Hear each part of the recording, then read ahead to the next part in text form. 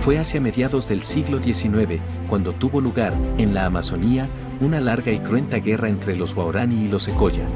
Los sobrevivientes de aquellas batallas, o escaramuzas, relataron sus anécdotas del traumático conflicto a sus hijos, y así, estos acontecimientos pasaron de generación en generación, preservándose en el tiempo.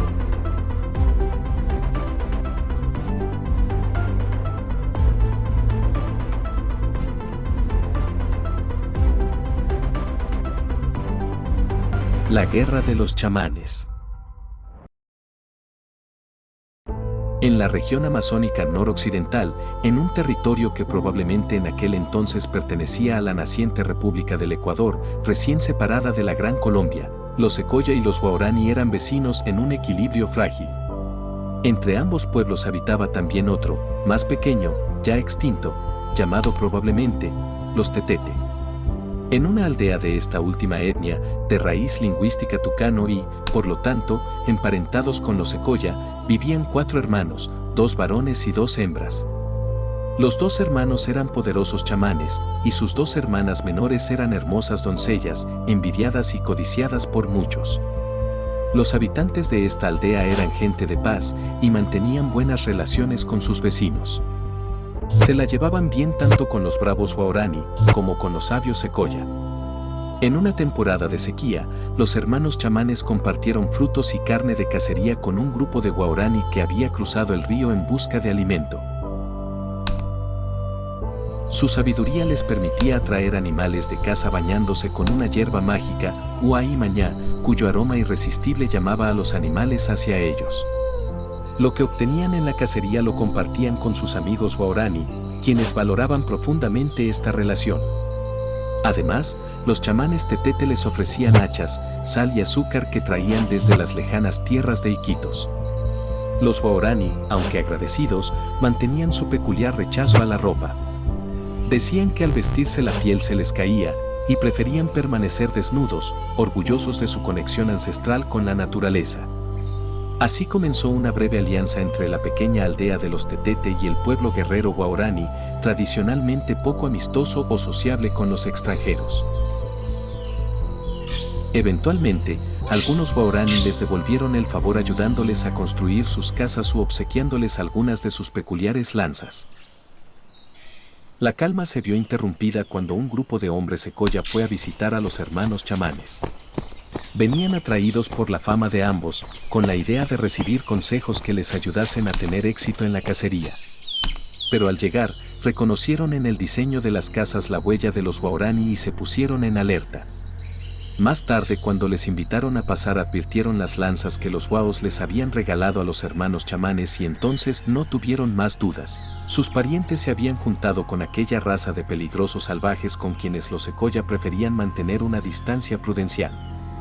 Para los Secoya, quienes ya guardaban un temor ancestral hacia los Waorani, esta amistad parecía un acto de traición. La tensión aumentó y los visitantes hicieron notar su descontento. Sin embargo, los hermanos chamanes trataron de calmarlos ofreciéndoles chicha o masato. Los visitantes Secoya aceptaron. Al momento, aparecieron las hermosas hermanas cargando sendas tinajas repletas de agua de yuca fermentada. Los visitantes quedaron prendados de inmediato de la belleza de ambas mujeres. Entre la bebida y las risas, el jefe del grupo le propuso a una de ellas casamiento. Pero la joven se negó cortésmente. Entonces el jefe de los Secoya hizo lo mismo con la otra joven y fue igualmente rechazado. Los hombres insistieron repetidas veces, pero éstas rechazaron las insistentes propuestas una y otra vez. Finalmente, los hermanos chamanes se plantaron a favor de la decisión de sus hermanas y les exigieron a los visitantes aceptar su negativa. El jefe Secoya, encolerizado, arrojó la vasija de arcilla con fuerza al suelo, rompiéndola, y salió de la maloca seguido de los suyos. En los días siguientes los hermanos chamanes bebieron yagé y pronosticaron a sus hermanas lo que ellas ya se temían. Los Secoya volverían a matarlos y solo una de ellas sobreviviría. A la madrugada del día siguiente llegaron los invasores portando lanzas, cuchillos y antorchas, dispuestos a quemar sus casas y a matar a toda la gente de aquella aldea pacífica. Los hermanos chamanes, junto con los otros hombres de la aldea, se defendieron como pudieron, causaron algunas bajas entre el grupo invasor Secoya, pero finalmente perdieron la vida a manos de los atacantes. Las hermanas corrieron a esconderse y una de ellas logró huir en la espesura de la selva. La otra pereció aquella misma noche a manos del hombre que días atrás le había propuesto matrimonio. Los invasores continuaron buscando a la otra hermana por todos lados. Y la habrían conseguido de no ser por un hecho milagroso que salvó su vida en el último momento.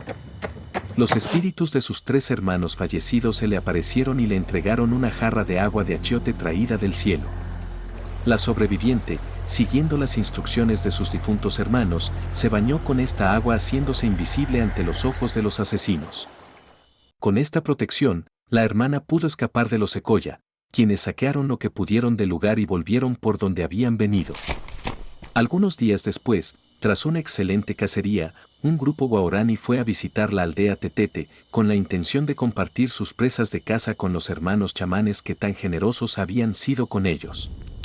Cuando llegaron, encontraron solo casas quemadas, cuerpos chamuscados, cenizas y muerte. Con suerte hallaron a la hermana sobreviviente, quien lloraba desconsolada la pérdida de sus seres queridos. Los guaos la alimentaron y la invitaron a venir con ellos a su aldea. La hermana aceptó y en el camino les contó lo que había pasado. Al enterarse de lo sucedido, la furia de los bravos guaraní no conoció límites. Juraron vengar a sus amigos caídos, marcando el inicio de una enemistad que se convertiría en leyenda. Mientras tanto, los Secoya, ajenos a la inminente tormenta, continuaban con su vida cotidiana, seguros en sus malocas. El ataque llegó al amanecer. Los guaraní cruzaron el río en balsas y se infiltraron en silencio, utilizando su habilidad para imitar los sonidos de los monos machines, engañando a los perros de los Secoya. Se acercaron a una maloca principal, donde las familias estaban reunidas bebiendo chicha. Las lanzas cayeron como lluvia. Los guaraní, con sus rostros pintados de rojo con achiote y coronas de plumas, parecían figuras de otro mundo. No atacaron indiscriminadamente, buscaban capturar niños y provocar miedo. Las lanzas de Chonta y Guadúa se clavaban con tal fuerza que los cuerpos de las víctimas quedaban erigidos como si aún estuvieran vivos, una imagen aterradora que quedaría grabada en la memoria de los Secoya.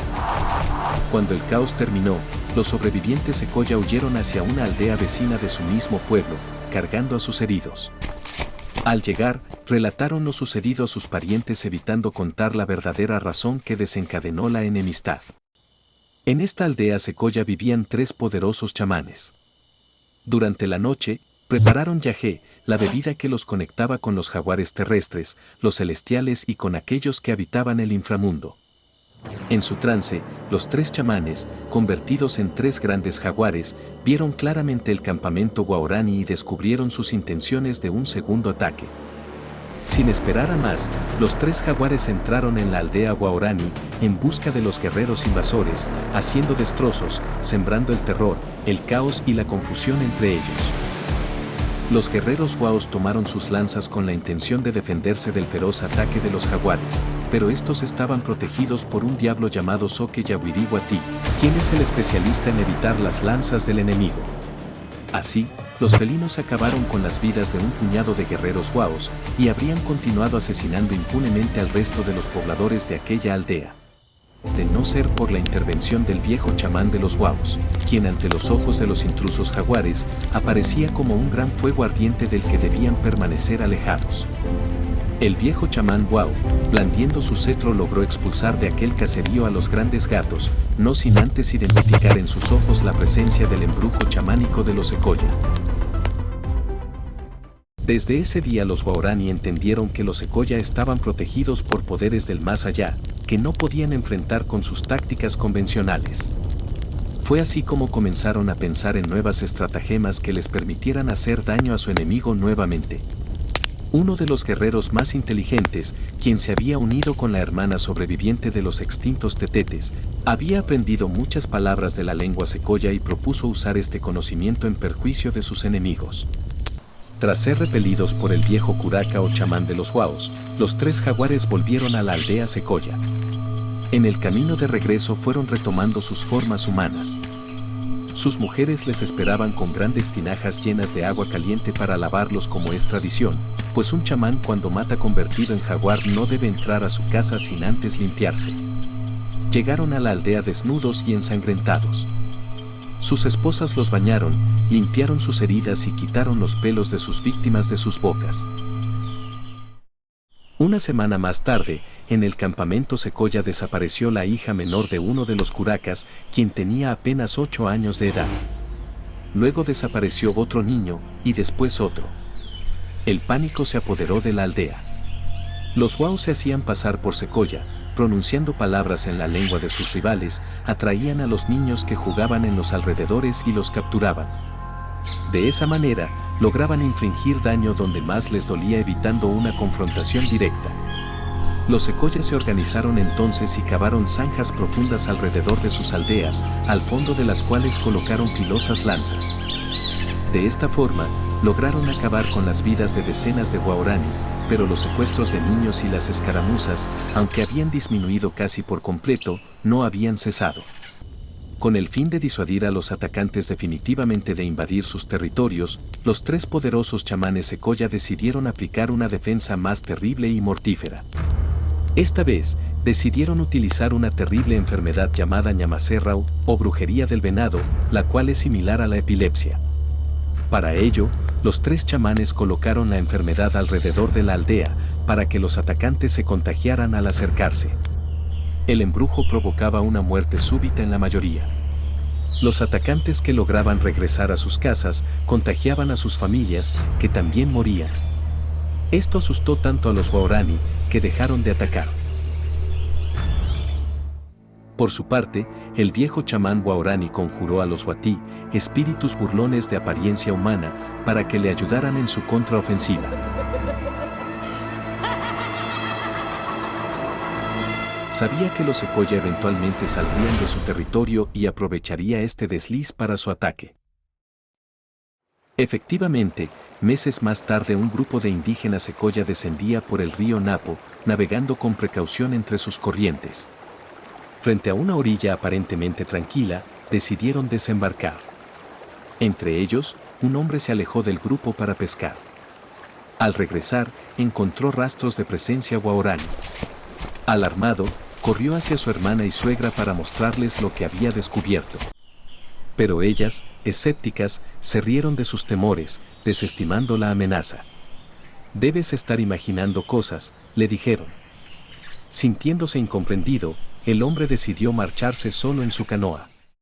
Mientras remaba río abajo, escuchó una voz, clara y tentadora, hablando en perfecto Secoya. «Los Auca ya se fueron, ahora estamos libres, puedes volver». La familiaridad del idioma solo aumentó su desconfianza.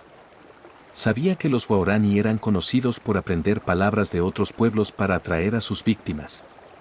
Resistiendo la tentación, siguió remando, decidido a no caer en la trampa. Poco después, su canoa quedó varada en medio del río, como si las aguas mismas conspiraran para detenerlo. Desde las sombras, aparecieron los Wati, figuras misteriosas de aspecto humanoide, con gestos y movimientos que delataban su naturaleza sobrenatural. Intentaron empujar la canoa con lo que parecían palos, pero al acercarse, el hombre descubrió horrorizado que en realidad eran serpientes vivas. Con un valor desesperado, usó su remo como arma, matando a las serpientes una por una. Los Wati, frustrados, murmuraron entre sí y, al amanecer, exclamaron: «Ya está anocheciendo, nos vamos». Con la salida del sol, los Wati desaparecieron, dejando al hombre exhausto pero vivo. El hombre llegó a casa de sus parientes tambaleándose, con el cuerpo empapado y el rostro marcado por el cansancio. Apenas pudo pronunciar una palabra: Waorani. Entonces cayó en un profundo sueño que duró todo el día siguiente.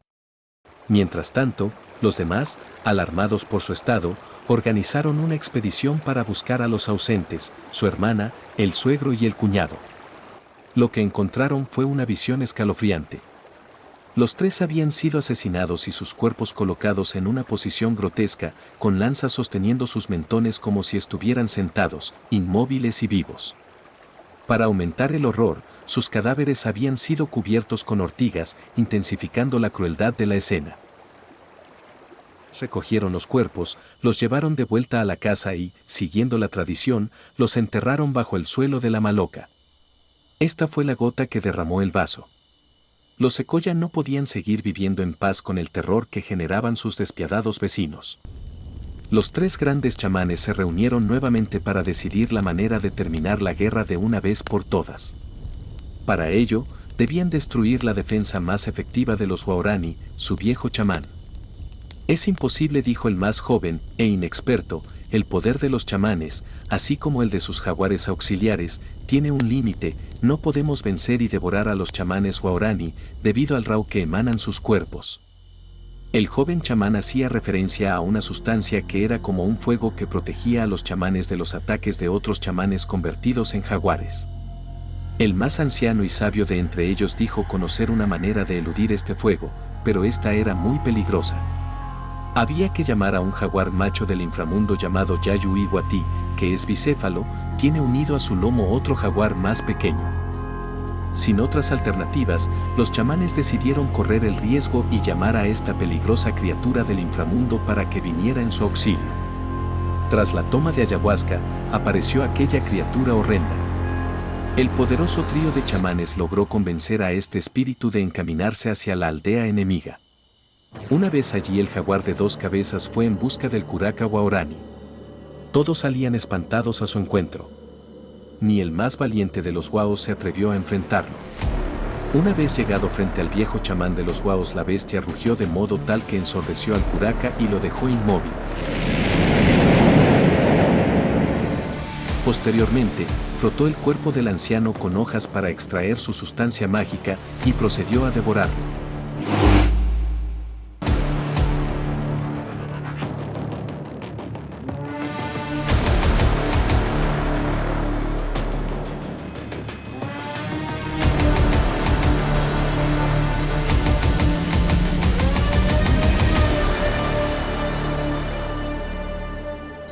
A la mañana siguiente, todo el pueblo Waorani se marchó lejos de aquellas tierras, en dirección al poniente. Caminaron días y noches con sus corazones oprimidos por la derrota. Finalmente se instalaron entre los ríos Napo y Aguarico, pero tales eventos no mellaron su ferocidad y hasta el día de hoy son reconocidos como un pueblo guerrero, temido por muchos. Muchos de ellos permanecen en aislamiento voluntario, rechazando a los invasores o visitantes que por allí se atrevan a pasar. Este relato está basado en un trabajo de investigación titulado Chamanes Defensores y Antiguas Guerras según la perspectiva Secoya, Tucano Occidental, Alto Amazonas, Perú y Ecuador, donde la antropóloga argentina María Susana Cipolletti recoge diversos testimonios de descendientes de los Secoyas, principalmente el de Fernando Payaguaje, quien emigró de joven de Perú al Ecuador en 1942, tras la Guerra Peruano-Ecuatoriana.